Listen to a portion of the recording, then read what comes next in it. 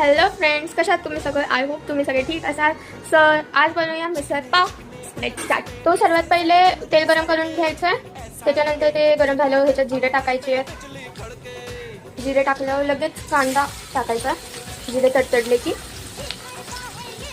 कांदा व्यवस्थित भाजून घ्यायचा आहे आपल्याला.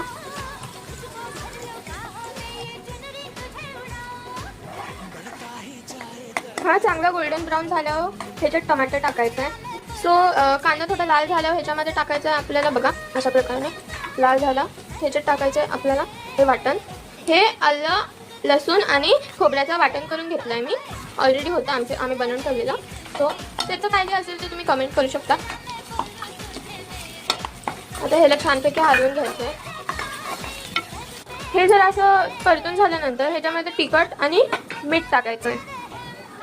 तिखट टाकायचं आहे 2 चमचे आणि मीठ टाकायचं पण टमाटर टाकल्यानंतर, किंवा शेवटी पण टाकू शकतो.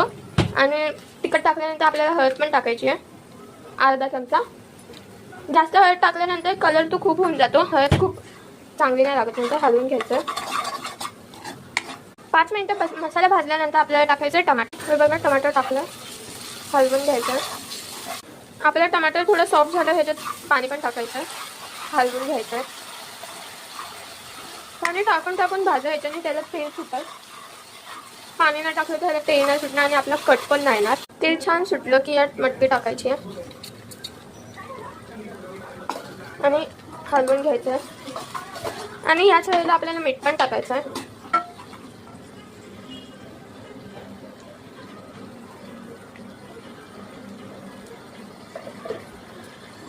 छानपैकी हलवून घ्यायचं. जर हलवलं नाही तर मीठ एका साईडला जाईल आणि एका साईडला आणि एका साईडला खराब होऊन जाईल.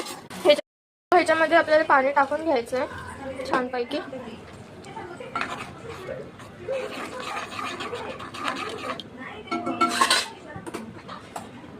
आता ह्याला एक उकळी फुटलं की मग हे झालं. बघा उकळी फुटले, आपली मिसळ रेडी आहे. चला सर्व करूया. हे बघा आपण मिसळ पाव रेडी आहे. खा प्या मजा करा. बाय.